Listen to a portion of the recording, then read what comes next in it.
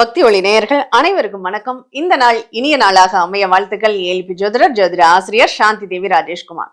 இன்னைக்கு ரொம்ப எல்லாரும் அவங்க அன்றாட வாழ்க்கையில் சந்திக்கக்கூடிய பிரச்சனைகளை சரி செய்வதற்கான ஆலயத்தை பத்தி தாங்க இன்னைக்கு பார்க்க போறோம். அன்றாட வாழ்க்கையில அதிகமா பிரச்சனைகள் அப்படிங்கிறது என்ன கேள்வியை நோக்கி நம்ம கிட்ட அதிகமா மக்கள் வர்றாங்கன்னா, கடன் அப்படிங்கிற கேள்வியை நோக்கி தான் அதிகமா வர்றாங்க. இந்த கடன் பட்டார் நெஞ்சம் போல் கலங்கினான் இலங்கை வேந்தன் அப்படிங்கிற ஒரு பழமொழியை எல்லாருமே மறக்கவே முடியாது. ஏன்னா வாழ்க்கையில ஒரு கலக்கத்திலையும் பெரிய கலக்கம்ங்கிறதே இந்த கடன் தான் அப்படிங்கிற அளவுக்கு இருக்கு.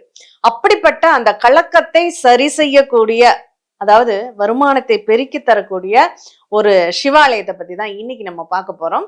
இந்த ஆலயம் எங்க இருக்கு அப்படின்னா, நாகப்பட்டினம் மாவட்டத்துல சிவலோகபுரம் அப்படிங்கிற பெயர் மருவி ஆற்றாள்புரம் அப்படிங்கிற ஊர்ல தான் இந்த கோவிலானது இருக்கு. இந்த ஆற்றாள்புரத்துல இருக்கக்கூடிய சிவலோக தியாகராஜர் அவரை பத்தி தான் நம்ம இன்னைக்கு பார்க்க போறோம். திருவெண்ணீற்று அம்மை அவங்கதான் அம்பாளுடைய திருநாமம். வித்தியாசமா இருக்கு இல்லையா? இது என்ன இதனுடைய வரலாறு அப்படின்னா, இந்த ஆலயத்துல திருஞான சம்பந்தர், சீர்காழியில பிறந்த அந்த திருஞான சம்பந்தர் என்ன பண்றாரு, அவருக்கு திருமணம் நடத்தி வைத்த கோவில் இது. இந்த கோவில்ல தான் அவருக்கு திருமணம் நடந்தது. அந்த திருமணத்தின் போது அம்பாளே ஆட்சியாளாக வந்து அவங்களுக்கு திருநீரை வந்து வழங்கிய இடமாக இந்த இடம் இருக்கு அப்படின்னு சொல்லலாம். சரி, இவங்க மட்டும்தான், திருஞான சம்பந்தர் மட்டும்தான் இங்க புகழ் பெற்றாரா? இல்லைங்க. பிருகு முனிவர், ஜமதக்கினி முனிவர், அகத்தியர், பராசரர்னு நிறைய பேர் வந்த வழிபட்ட ஸ்தலமாகவும் இந்த ஸ்தலம் இருக்கு அப்படின்னு சொல்லலாம். அந்த அளவுக்கு காகபுஜண்டர் என்ன பண்றாரு, சுவாமியை வந்து காலால நடந்து போக கூடாது அப்படின்னு சொல்லி தலையால நடந்து தரிசனம் பண்ண ஒரு இடமாகவும் இந்த இடம் இருக்கு. இந்த ஆலயத்துல 5 நிலை ராஜகோபுரங்களுடன் இந்த ஆலயம் இருக்கு. இந்த ஆலயத்துல சிறப்புக்குரிய ஒரு சன்னதி இருக்கு. அதுதான் நமக்கு தேவையான சன்னதி. பாருங்க, அங்க ருண விமோச்சனர் அப்படிங்கிற ஒரு திருநாமத்துல ஈசன் வீற்றிருக்கார் தனியாக. கடன் பிரச்சனையா, நீ கலங்காத, உனக்கு அந்த கடனை நான் சரி செய்து அந்த கடனை சரி செய்வதற்கான மார்க்கத்தை உனக்கு காமிக்கிறேன். நல்லா கவனிச்சுக்கோங்க. கடனா, நீ வா, உனக்கு என்ன கடனோ அந்த பணத்தை நான் கொடுக்குறேன்னு அவர் சொல்லல. அங்க அந்த அர்த்தத்தில் அவர் அங்க இருக்கல. அவர் என்ன சொல்றாரு, உன்னுடைய கடனை கழிப்பதற்கு என்ன வழிமுறையோ அந்த வழிமுறையும் யோசனைகளையும் வழிகாட்டுதலையும் நான் வந்து அருளுகிறேன் அப்படிங்கிற எண்ணத்தோட அங்க இருந்து ருண விமோச்சனராக நமக்கு காட்சி தரக்கூடிய ஒரு அற்புதமான ஒரு ஸ்தலம். இன்னும் நிறைய பேர் வாழ்க்கையில நிறைய சிவபக்தர்கள்லாம் நினைக்கக்கூடிய ஒரே ஒரு வேண்டுதல் என்ன தெரியுமா, சிவலோக பிராப்தம் எனக்கு வேணும் அப்படின்னு சொல்லி கேட்பாங்க இல்லையா?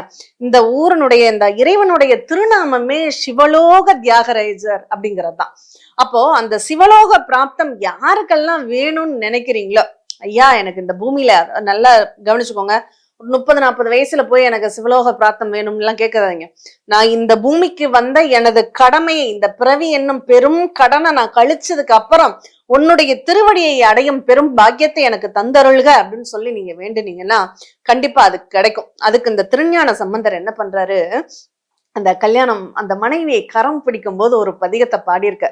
அது எனக்கும் என் மனைவிக்கும் நான் இல்லற வாழ்க்கையில் ஜெயித்து நான் வந்து உன்னுடைய திருவடியை பற்ற வேண்டும்னு சொல்லி மனைவியை கரம் பிடிக்கும் போது அவர் ஒரு பாடல், காதலாகி கசிந்து கண்ணீர் மழ்கி ஓதுவார் தம்மை நன்னெறி குய்ப்பது நாதன் நாமம் நமச்சிவாயமே அப்படின்னு சொல்லி அந்த பதிகம் பாடின இடமும் இந்த ஆச்சாள்புரம் அப்படின்னு சொல்லலாம். பாருங்க, உடம்பெல்லாம் சிலிர்க்குது பாருங்க.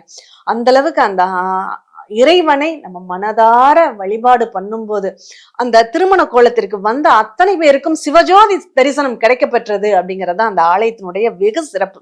அப்ப அந்த ஈசனை காண்றதுக்கு நம்ம எவ்வளவுலாம் தவம் இருக்கிறோம், அந்த தவத்தை காட்டி அருளக்கூடிய ஒரு அற்புதமான ஒரு ஸ்தலம் அப்படிங்கிறது தான் இந்த சிவலோக தியாகராஜர் ஸ்தலமாக இருக்கக்கூடிய இந்த ஆச்சாள்புரம் நாகப்பட்டினம் மாவட்டத்துல இருக்கு. வாய்ப்பு இருக்கிறவங்க தவறாமல் ஒரு முறை போய் அந்த இறைவனோடு இரண்டல கலக்கக்கூடிய ஒரு பாக்கியத்தை தர வேண்டும்னு சொல்லி அங்க பிரார்த்தனை பண்ணிக்கோங்க. இந்த ஆலயத்தை நம்ம ஜோதிடமும் ஆன்மீகமும் நமக்கு ரெண்டு கண்கள்ங்க.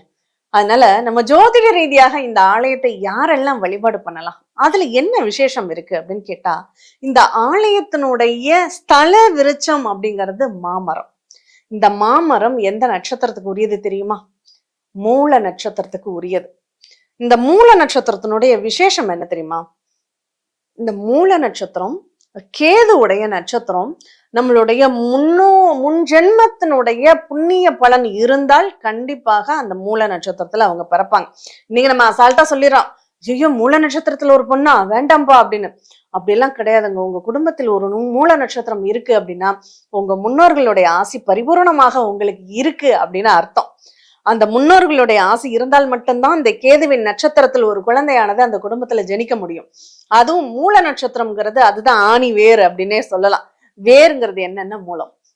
அந்த மூல நட்சத்திரத்துல அந்த இறைவனை போய் நம்ம தரிசிக்கிறோம் அப்படின்னா அதை விட பெரும் வேறு எதுவுமே கிடையாது. உங்களுடைய அட்சய லக்னம் இன்னைக்கு மூல நட்சத்திரத்துல பயணிக்குதா, இல்ல உங்களுடைய மூல நட்சத்திரத்தின் அட்சய ராசியான கேது தசை நடந்துகிட்டு இருக்கா, கட்டாயம் இந்த கோயிலுக்கு நீங்க ஒரு மூல நட்சத்திரத்தன்னைக்கு போய் அந்த இறைவன்ட்ட மனமுருகி அந்த திரியான சம்பந்தர் பாடின அந்த பாடலை காதலாகி கசிந்து கண்ணீர் மல்கி அப்படிங்கிற அந்த பாடலை பாடி நீங்க அந்த சிவபெருமானை வழிபாடு பண்ணுங்க.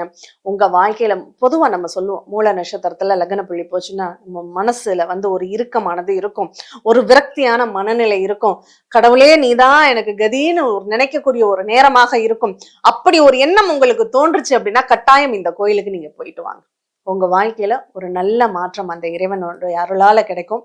அதே மாதிரி திருமணம் நிகழ்வு நடந்த இடம் இல்லையா, அதனால இந்த ஆலயத்திற்கு யாருக்கெல்லாம் திருமணம் தடைன்னு நீங்க நினைக்கிறீங்களோ, முக்கியமா அந்த மூல நட்சத்திரக்காரங்க எனக்கு இன்னும் திருமணம் தாமதமாகுங்க, திருமணம் கூடி வரலங்க அப்படின்னு நீங்க கவலைப்படுறீங்கன்னா கவலையப்படாதீங்க. இந்த ஆலயத்துல போய் இந்த சிவபெருமான்கிட்ட கேட்டுவாங்க.